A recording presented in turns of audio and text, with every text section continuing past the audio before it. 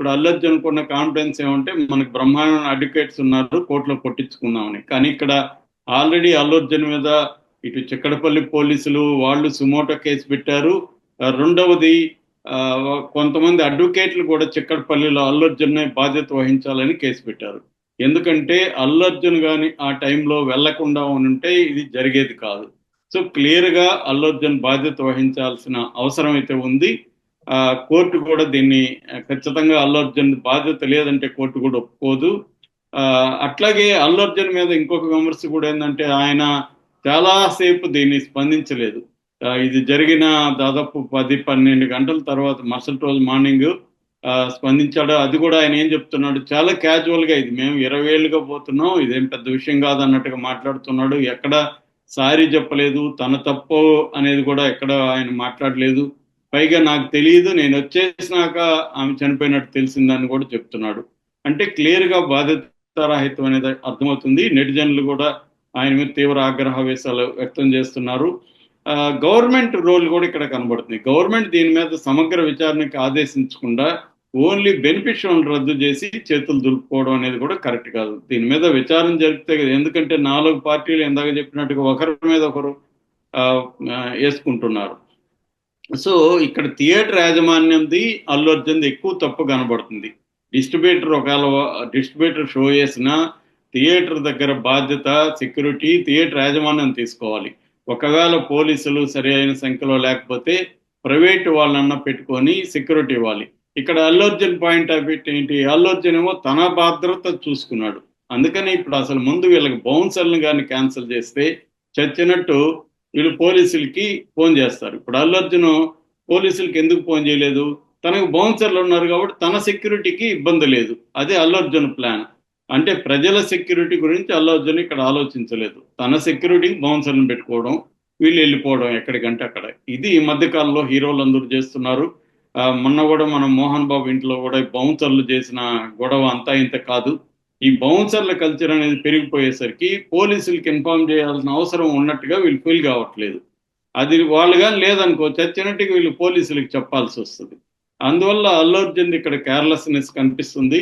ప్రజల లేకపోతే అభిమానుల భద్రత గురించి అల్లు అర్జున్ ఆలోచించలేదు అనేది క్లియర్ గా కనిపిస్తుంది. సో ఈ యాంగిల్లో చూసుకున్నప్పుడు అల్లు అర్జున్కి ఇబ్బంది లేదు. అల్లు అర్జున్ది నాది తప్పు లేదని కోర్టులో కానీ ప్రూవ్ అయితే అల్లు అర్జున్కి ఇబ్బంది లేదు. ఏదేమైనా మనం నిర్ణయించేది కాదు, ఇక్కడ కూర్చొని కోర్టు నిర్ణయించాలి. ఇతను మాత్రం అరెస్ట్ చేశారంటే విచారణ చేసి వదిలేస్తారని నేను అనుకోవట్లేదు. విచారణకైతే నోటీసులు ఆల్రెడీ ఇచ్చాడు రమ్మని, కానీ ఈయన కోర్టుకు వెళ్ళాడు. ఇప్పుడు అరెస్ట్ చేసినట్టుగా అర్థమవుతుంది, కోర్టులో పెట్టే అవకాశం ఉంది. కోర్టులో ఇప్పుడు అల్లు అర్జున్ ఏం చేయాలంటే బెయిల్కి అప్లై చేయాలి. ఇంతకుముందు ఆయన వేసింది క్వాష్ పిటిషన్. ఈ క్వాష్ పిటిషన్ ని కోర్టు కూడా పరిగణించదు. ఎందుకంటే దీంట్లో ప్రైమా ఫేసి ఎవిడెన్స్ కనిపిస్తుంది కాబట్టి కేసుని కొట్టేయమని అక్కడ చెప్పినట్టుగా నంద్యాల విషయంలో చెప్పినట్టుగా ఇక్కడ చెప్పదు కోర్టు అని నేను అనుకుంటున్నాను, నాకున్న లీగల్ నాలెడ్జ్ని బట్టి.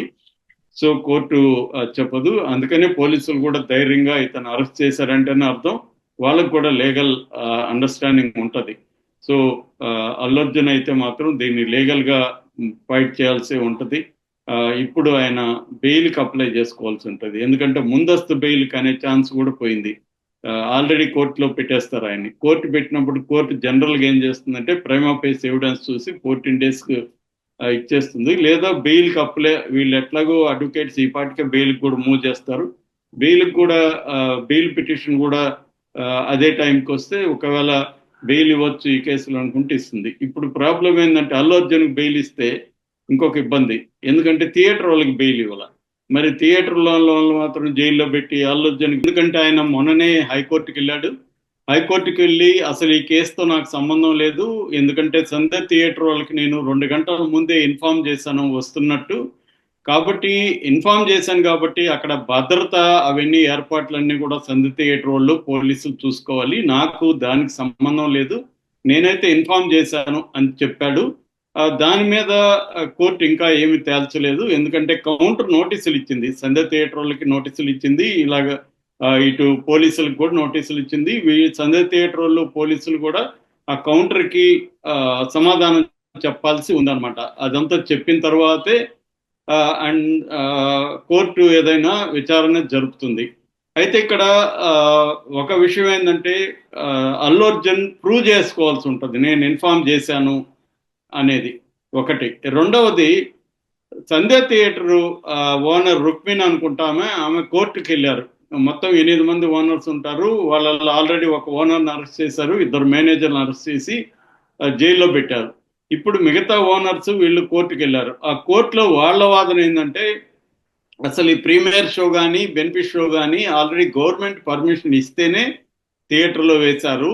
అయితే ఆ షోలను నిర్వహణ కానీ ఆ షోలు వేసింది కానీ మాకు సంబంధం లేదు, డిస్ట్రిబ్యూటర్లే చేశారు. కాబట్టి డిస్ట్రిబ్యూటర్లదే బాధ్యత అనేది వాళ్ళు చెప్తున్నారు. ఆ, సో అక్కడ అది తేలాల్సింది. డిస్ట్రిబ్యూటర్ల బా వాళ్ళు షో అంటే ఇప్పుడు మనకి రెంట్కి ఇచ్చినట్టుగా ఆ టైము డిస్ట్రిబ్యూటర్లకి వీళ్ళు ఇచ్చేశారు. ఇచ్చేసినప్పుడు ఆ టైంలో ఏం జరిగినా కూడా డిస్ట్రిబ్యూటర్ బాధ్యత అనేది వాళ్ళ వాదన. ఇక పోలీసులు ఆ, పోలీసులు ఏం చెప్తున్నారంటే అల్లు అర్జున్ మాకు ఇన్ఫార్మ్ చేయలేదు, థియేటర్ యాజమాన్యం కూడా మాకు ఇన్ఫార్మ్ చేయలేదు, అల్లు అర్జున్ వస్తున్న విషయమే మాకు తెలియదు అని పోలీసులు చెప్తున్నారు. ఇక నాలుగో వాదన ఒక అడ్వకేటు నేషనల్ హ్యూమన్ రైట్స్ కమిషన్కి పిటిషన్ వేశాడు. ఆయన పోలీసులదే తప్పు అంటున్నాడు. అసలు ఇక్కడ ఇన్ఫార్మ్ చేశారా లేదా అనేది సమస్య కాదు, పోలీసులు వచ్చి లాఠీ చార్జ్ చేయడం వల్ల ఆ, జనం అభిమానులు కానీ జనం కానీ పరుగులెత్తారు, తొక్కిసలాట జరిగింది. సో వాళ్ళు లాఠీ చార్జ్ చేయకుండా ముందు జాగ్రత్తగా కానీ కంట్రోల్ చేస్తుంటే ఈ ప్రమాదం జరిగేది కాదు, రేవత్ అనే మహిళ చనిపోయేది కాదు అని ఆ అడ్వకేటు ఎన్హెచ్ఆర్సికి కంప్లైంట్ ఇచ్చాడు.